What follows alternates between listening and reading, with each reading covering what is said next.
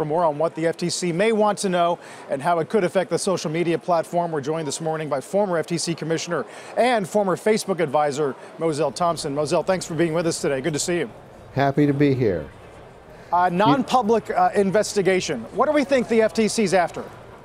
Well, it's interesting. I think that they're going to want to know what happened, they're going to want to know why it happened, and they're going to want to know who did it. So I think they're going to all put that on the backdrop of a consent order that was issued in 2011. Now, in part of that consent order, Facebook agreed to, over the next 20 years, provide an audit every 2 years. So the FTC and Facebook have a long-standing relationship, and it's not just Facebook, it's also Google has similar things, and Snapchat. So this is a larger question of what happens in the app space and what happens with apps who crib information and may use it for purposes that they even haven't disclosed or haven't gotten permission to use the information for. Right. You make the point the FTC is in place to make sure businesses do not engage in unfair or misleading trade practices. So what constitutes unfairness or misleading? Well, one of the things that could happen is if the company, any company, makes a representation and then does something contrary to what that reputation is, then that would be misleading. Or if they do something that is unanticipated by a consumer and the consumer doesn't have any transparency or ability to affect the change or to do something different, that may be viewed as unfair because they don't have the opportunity to either give consent or to have knowledge. And Mozelle, would any of these inquiries, any of these efforts to make sure that this transparency is there affect the entire industry, or for right now, would it just be focused on Facebook's practices given the 2011 consent order? I think it's going to ultimately be larger. It's going to be looking at what happens with Facebook, of course, but a lot of the issues that are involved here about what consumers expect happens to their data and how it's being used, even if it's used by someone in a shady way, is a larger question that continues to evolve. And it's existed for a while, but this sort of brings it to a head.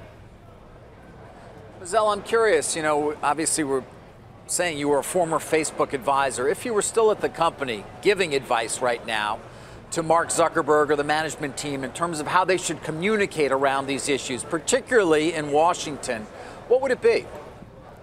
Well, I always think that transparency is helpful, and I'm happy to see that they're moving forward on that front. Giving consumers choices are also helpful, but what I would also like to see in Washington is a broader discussion about what is reasonable for consumers to expect and for companies to provide. We still haven't reached that discussion yet. So, for example, even the discussion about what kind of information is mined about you for national security versus for selling you something.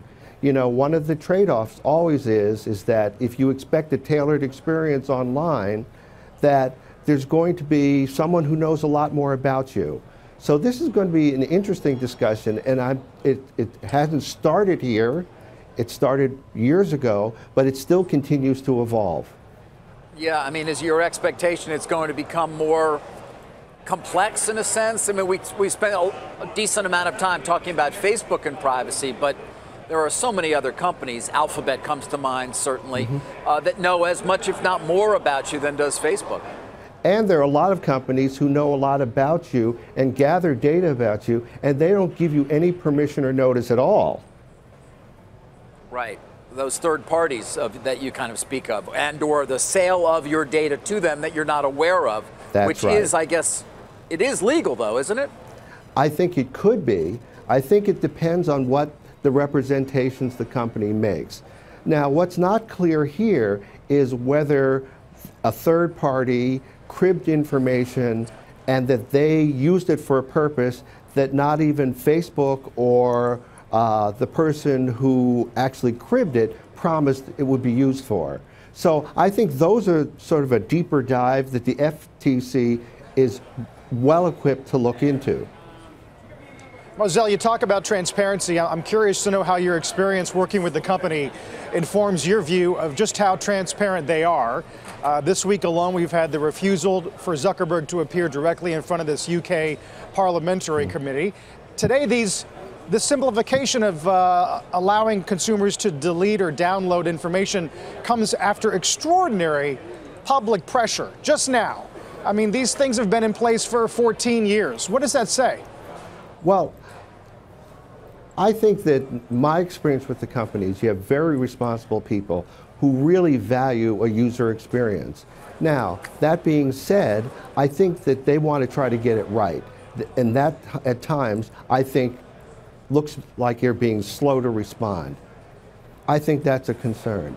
But on the other hand, I think they get to the right place and that they have these concerns in mind because it's the core of what their business is.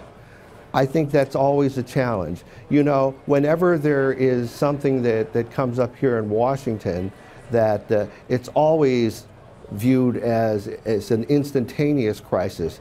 But as I talked to before, these issues deserve a deeper dive because the American public deserves a more fuller discussion about what kind of right answer there is.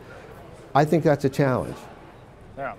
I hope you won't mind me pivoting just for a moment here to another story this morning, and that is regarding Amazon. This report out of Axios that the president, according to 5 sources, is, quote, obsessed with Amazon and supposedly their power over traditional retailers, for instance. Questions perhaps about whether or not there's antitrust action that could happen versus that company. Separate from your FTC experience, I'm just wondering, how do you think stories like that fit in this big channel of mega cap regulation that we're now in? Well, I think, look, as a former antitrust regulator as well, you always look to figure out are consumers better off or they're not better off. And I think that that's going to be an interesting challenge. Disruption and competition is always really good. And the question is whether it does something to actually benefit consumers and giving them better choice and better prices. I think what's happening with Amazon now, we're still at the early stages of understanding what that means and what markets it's going to affect. Mozelle, a lot to talk about. Hope you'll come back. I'll be glad to. Appreciate your time. Hey there, thanks for checking out CNBC on YouTube. Be sure to subscribe to stay up to date on all of the day's biggest stories. You can also click on any of the videos around me to watch the latest from CNBC. Thanks for watching.